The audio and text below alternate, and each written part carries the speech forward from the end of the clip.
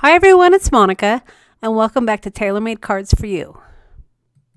It seems like recently a lot of my cards that I've been sharing have been more of the vintage brown tones, so I thought I would go ahead and share with you a spring colored card today using the Ideology Collage Paper from Tim Holtz.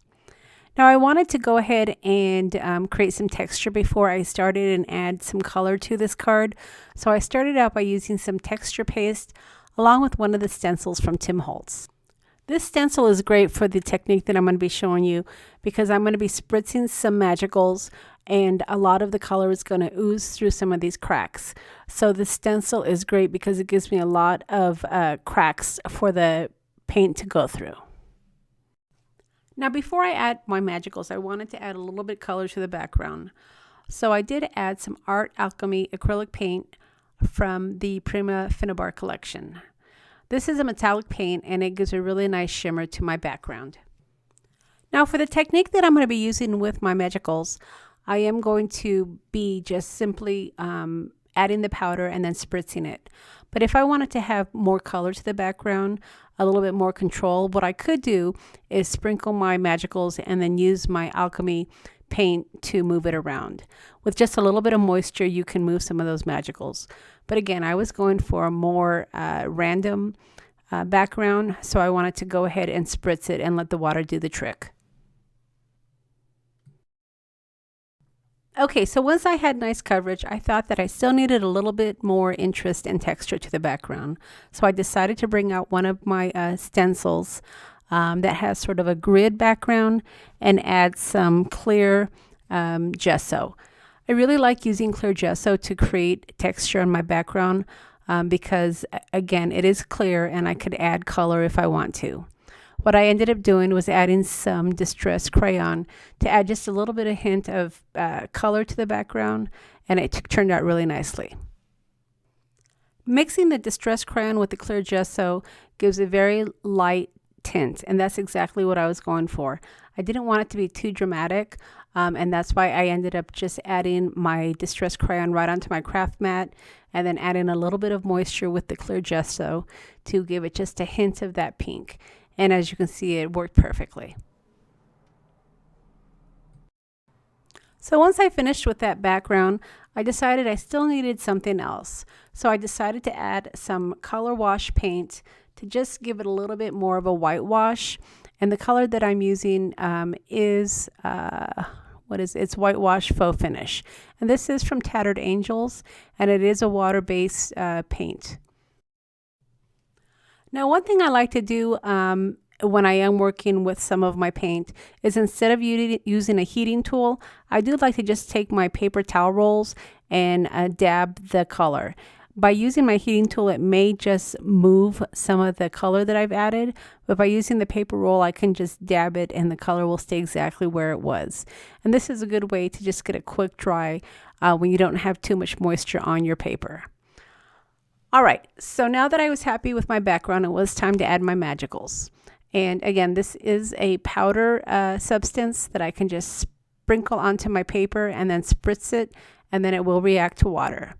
Now, as you can see, what I was talking about here is when I do spritz it, it runs through the crevices of the texture paste. And that's really what I was going for.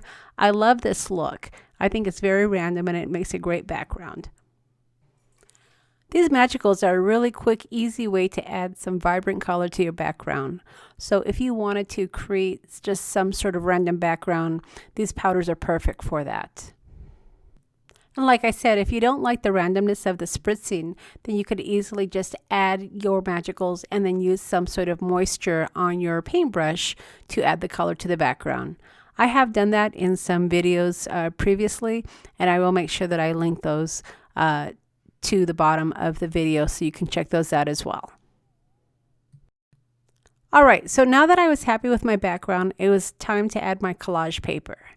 Now this collage paper is also very vibrant, but again, you are working with tissue paper, so it's very delicate as well. Now to adhere the collage paper, I am using Distress Collage Medium. Now this is a sticky adhesive, but it does have some moisture. So again, when you are working with the tissue paper, be really careful when you are applying the adhesive because the paper can easily tear or scrunch up because it is very thin. But if you do it carefully and add just a thin layer, you should be fine. Now I did want to make sure that my paper was completely dry before moving on to my next step. So I am taking out my heating tool to dry my paper after I add the collage medium. But a lot of times you don't need to do this when you are using the collage medium. I've used this collage medium for a lot of my ephemera and it dries fairly quickly. But again, because I am working with the tissue paper and it is fairly thin, I wanted to make sure it was completely dry. Okay, so once my paper was completely dry, I did want to add a little bit more interest to the background. So I am going to take one of my mini stamps from Prima, and I am going to add just a little bit of interest. Now the ink that I'm using is my archival ink, and this typically is my go-to ink. I use it for most everything. And what's really nice about the archival ink is you can add refills to it. So you can buy a little bottle and continue to refill your pad whenever it starts to get dried out a bit. All right, then finally I did want to add just a bit more of interest, and this is where I'm bringing out some of my mini ephemera. This ephemera pack is from Tim Holtz and it's really cute. It has some really small pieces which are perfect for card making. Now I did want to have one focal piece right in the middle, and these are some adhesive stickers that I've had in my collections for quite some time. I don't even remember when I got them. I think I may have picked them up from Tuesday morning, but they are foamy and they do add some good depth. So I went ahead and I cut out some of my leaves from my Sizzix die cuts, and then I put them right under my sticker. And then I am going to add a little bit more adhesive to make sure that those leaves don't move anywhere. I will leave a list of all the products that I'm using at the end of the video. So any of the products that you do see here, I'll have links to the stores for you.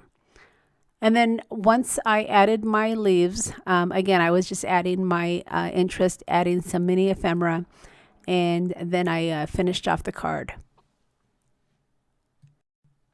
Now I made several variations of the cards using the stencil that I shared with you along with the magicals.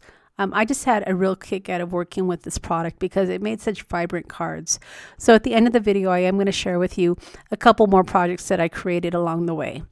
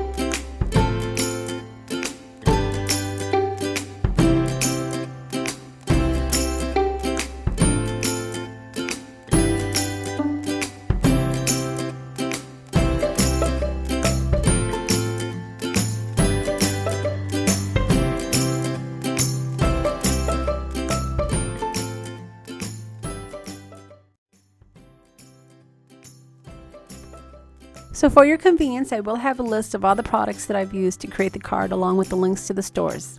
If you've enjoyed the video, I would sure appreciate a thumbs up. And don't forget to leave me a comment. Let me know what you thought of this product as well as my cards. I know these cards are a little bit different than what I typically make, but it is spring after all, so I thought I had to bring in some bright colors versus some of my more brown tones and muted cards. But believe me, I'm still a vintage girl.